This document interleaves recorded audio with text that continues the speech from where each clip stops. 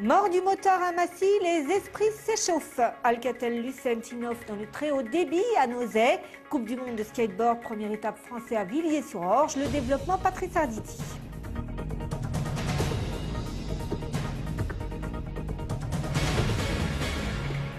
Bonsoir, et c'est bien entendu avec ce drame de mardi soir à Massy que nous commençons. Ce terrible accident de deux jeunes gens sur une moto volée et non sur un scooter, comme certains le pensaient initialement. Très vite, des rumeurs de course-poursuite avec la police ont couru, démentis formels des forces de l'ordre, des échauffourées et des actes de vandalisme dans la nuit de mardi à mercredi et des esprits très échauffés également hier soir, la nuit dernière, donc à Massy. Le point, Claire Colombel. Hier, sur le coup de minuit, des bandes de 30 à 40 individus ont jeté des mortiers artisanaux et ont affronté les forces de l'ordre. Le conflit a rapidement été encadré par les quelques 150 policiers déployés exceptionnellement au lieu des 6 à 8 habituels. Dans le quartier, aucune trace n'est visible ce matin, si ce n'est l'emplacement où une voiture avait brûlé mercredi soir. Lors de l'altercation, aucun blessé, mais un des utilisateurs des mortiers artisanaux a été arrêté. Il est actuellement en garde à vue au commissariat de Massy, avant d'être déférés à la justice. Dans le quartier, certains partagent le point de vue des émeutiers, d'autres sont plus réservés. Je ne suis pas du tout au courant de ce fait, donc que la police soit, on va dire, mise en accusation entre guillemets, ou les jeunes, je sais pas quoi penser. Il faudrait vraiment voir les faits et voir ce qui s'est passé. L'accident s'est produit mardi soir au croisement de la rue Villegénis et Jean Jaurès. Les deux individus, sans permis, roulait contrairement à ce qui était annoncé au début sur une moto volée de 750 cm3 en direction du centre-ville. Pour une raison jusqu'à présent non élucidée, l'engin a percuté cette barrière et l'équipage s'est arrêté 40 mètres plus loin. Le conducteur, âgé de 24 ans, est mort lors de son transport à l'hôpital. Le passager, habitant du quartier de l'hôpital à Massy, est aujourd'hui entre la vie et la mort.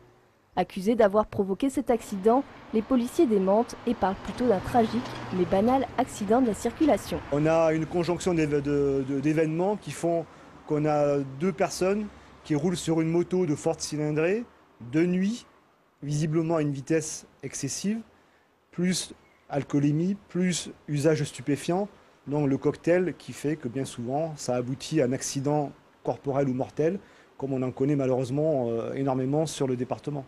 Hier, le scooter des deux jeunes a été retrouvé stationné à quelques mètres du domicile du propriétaire de la moto volée. La police tient à la disposition des familles des victimes des éléments visuels et sonores prouvant selon elle que les seuls véhicules des forces de l'ordre au moment du drame se trouvaient à l'hôpital Jacques-Cartier et à Boissy-sous-Saint-Thion.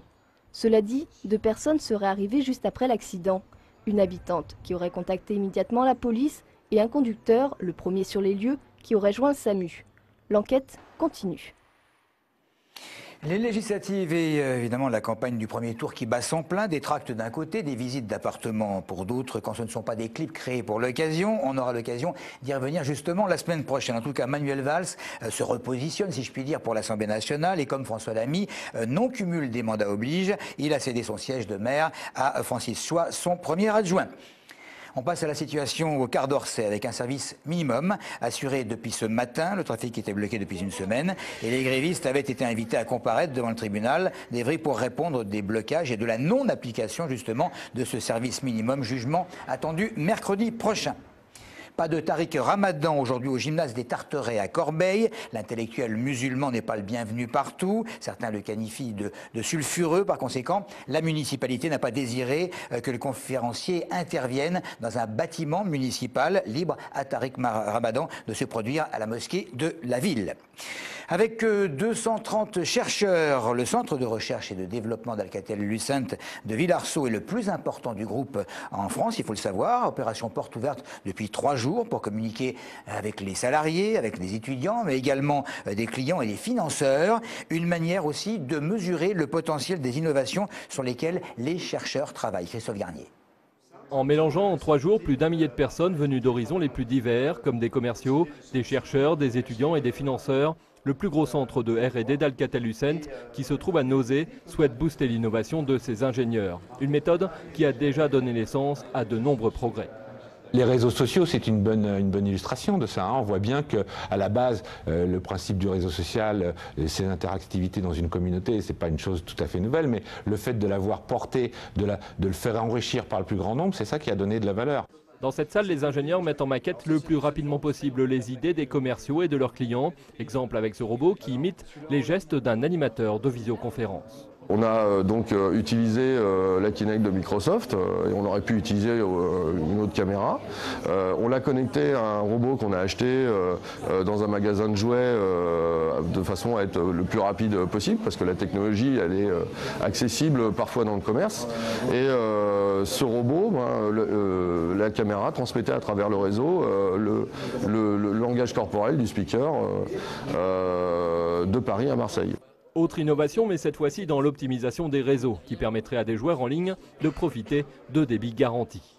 À partir du moment où la personne est rentrée dans le système de jeu, il aura pendant toute son expérience de jeu son débit tout le temps le même, garanti, et il n'y aura pas d'autres flux qui vont venir perturber, il aura toujours la même qualité.